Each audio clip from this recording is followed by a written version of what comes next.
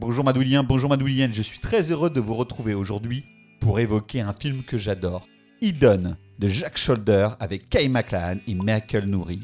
Ce long métrage est sorti le 30 octobre 1987 aux États-Unis.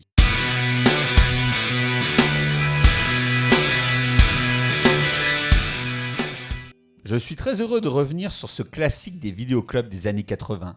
Ce long métrage est une super série B signée par un artisan solide du cinéma américain. Jack Sholder a commencé sa carrière comme monteur chez New Line Cinema. Bien que cette société soit aujourd'hui célébrée pour avoir produit Le Seigneur des Anneaux de Peter Jackson, ce n'était pas encore un mastodonte du cinéma américain à ses débuts. New Line a commencé par distribuer des longs métrages dans les universités. La société s'occupait notamment de la diffusion des films de George Romero et de John Waters, tout en faisant découvrir le cinéma européen de l'autre côté de l'Atlantique. Ainsi, pendant de nombreuses années, Jack Sholder a monté les bandes annonces des films distribués par New Line. Grâce à son talent, il parvenait à donner envie à un public universitaire de regarder des œuvres comme Evil Dead de Sam Raimi ou Préparez vos mouchoirs de Bertrand Blier. Dans les années 80, Robert Shaye se lance dans la production, inspiré par les succès au box-office des films d'horreur qu'il distribue. Le patron de New Line a parfaitement compris que le cinéma d'épouvante n'est pas forcément cher à produire et peut rapporter beaucoup d'argent.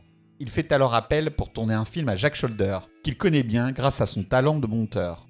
Sholder signe ainsi son premier long métrage, Dément, Alone in the Dark, une œuvre horrifique plutôt originale qui mêle Boogeyman à la Vendredi 13, satire sociale et thriller. Malgré un casting percutant, avec Martin Landau, Jacques Palance et Donald Pleasence, c'est un échec en salle. Il faudra pour le producteur attendre Les Griffes de la Nuit de Wes Craven, 2 ans plus tard pour que New Line connaisse enfin le succès.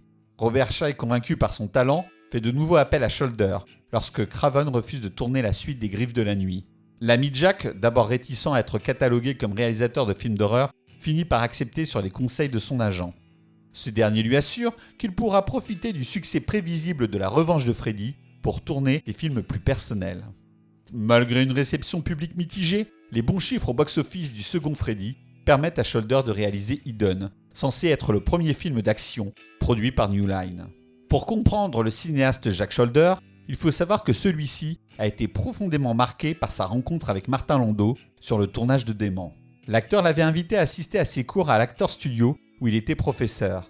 Cette expérience fut essentielle pour Sholder, qui par la suite a accordé une attention particulière à la direction de ses acteurs ainsi qu'au choix de ses interprètes. Pour Eden, Sholder a eu le nez fin en engageant Michael Nouri et Kay McLachlan pour former le duo de flics face à un parasite extraterrestre qui prend possession des habitants de la Terre. Michael Nouri, bon acteur connu pour Flashdance et l'hiver feuilleton, interprète son personnage de flic avec retenue, évitant de jouer les gros bras comme les stars d'action de l'époque. Rien à dire sur sa prestation dans le film alors qu'il aurait été insupportable sur le plateau. Son personnage assez terre-à-terre permet aux spectateurs de s'acclimater progressivement aux éléments de science-fiction.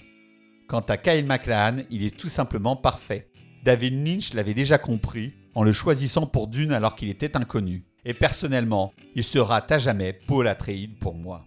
Kyle MacLachlan a vraiment une capacité à rendre tangible n'importe quelle situation grâce à la finesse de son jeu et son physique rappelant les comédiens du cinéma classique. C'est un immense acteur trop sous-estimé par le cinéma américain qui lui a souvent attribué des rôles d'asexué en raison de sa beauté androgyne. Il faut savoir que New Line n'en voulait pas pour Eden, le considérant comme pas assez fort alors que le tournage allait commencer dans une semaine. Sholder a été obligé de leur rétorquer que c'est cette fragilité qui fait de lui le héros parfait auquel peut s'identifier le public. Sholder parle de lui encore comme le meilleur acteur qu'il a dirigé durant toute sa carrière. Dans Eden, son personnage extraterrestre perdu sur Terre n'est jamais niais. Kyle MacLachlan parvient à exprimer à l'écran un savant mélange d'innocence et de violence contenue, rendant son rôle profondément émouvant et crédible. Pour comprendre le parti pris d'Eden, il faut savoir que Jack Sholder a dit plus tard à propos de son film « J'ai toujours voulu faire un film policier, comme Sidney Lumet, même si c'était un film policier avec des extraterrestres. » Eden reprend ici le concept du buddy movie, popularisé par 48 heures, un genre où l'on confronte deux personnalités opposées. Ici, on a un flic intègre, vivant dans un petit pavillon de banlieue, et un agent du FBI qui s'avère être un extraterrestre bienveillant, se déplaçant dans une Porsche volée. En apparence, Eden est une série B pleine de testostérone, enchaînant les scènes d'action sans temps mort, Il suffit de voir son ouverture que n'aurait pas renié un William Friedkin avec ses véhicules de police et sa voiture de sport. C'est efficace, sec, bien tourné, que du plaisir. Le rythme, c'est le plus important. Ici, on ne s'ennuie jamais, avec nos deux héros qui traquent un méchant parasite venu de l'espace. Cette créature, à la manière de The Thing, prend possession des différents corps. Un retraité, un chien, une stripteaseuse et même un futur candidat à la présidentielle. L'idée que la créature change de corps, dès que celui-ci est trop abîmé, amène de nouveaux protagonistes, ce qui renouvelle sans cesse le rythme.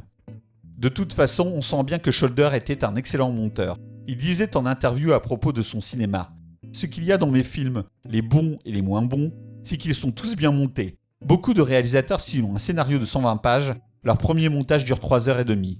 Si je fais le même scénario, mon premier montage dure 110 minutes. J'aime vraiment beaucoup faire bouger les choses. » Le script signé par Jim Koof aurait pu donner un gros film de bourrin, surtout vu le pédigré du scénariste, connu pour Rush Hour ou Les Ailes de l'Enfer. Heureusement, à l'annonce de l'engagement de Sholder comme réalisateur, Koof quitte le projet, car il n'a pas été choisi pour diriger le film. Sholder, amoureux du cinéma d'action, mais aussi d'auteur, modifie alors le script original et transforme le long-métrage en une satire de son pays. Il propose ici en filigrane un miroir déformant des États-Unis réganiennes. Le méchant parasite extraterrestre veut avant tout profiter du rêve américain. Les voitures, l'argent et les filles sont les symboles d'un pays, vu comme un nouveau Far West, où l'homme est un consommateur prêt à tout pour posséder. Au final, Eden est vraiment un solide divertissement du samedi soir, porté par un excellent casting. Une série B qui nous offre un instantané des USA des années 80, que je vous recommande chaudement, et qui n'aura cependant pas permis à Sholder de tourner des blockbusters. Il faut savoir qu'à la sortie d'Eden, il était tombé amoureux du scénario de Ghost. Mais trop lié à la série B, il n'a pas pu tourner le film. Quelques anecdotes pour finir. Eden est le film préféré de la carrière de Jack Sholder. Fait intéressant, Michael Nouri a refusé le rôle de Martin Riggs dans L'Arme Fatale, réalisé la même année que Eden. Claudia Christian, qui jouera plus tard dans Babylon 5, dit que Eden fut sa première rencontre avec les extraterrestres. 3 ans après avoir joué dans Eden, Kyle MacLachlan a créé son rôle emblématique d'agent du FBI, Dale Cooper dans Twin Peaks. Tout simplement la meilleure série du monde. Si vous avez aimé cette vidéo, si vous voulez me soutenir, vous savez ce qu'il vous reste à faire. Commentez, likez, partagez. À bientôt pour une prochaine émission. Salut Madoulien, salut Madouilienne.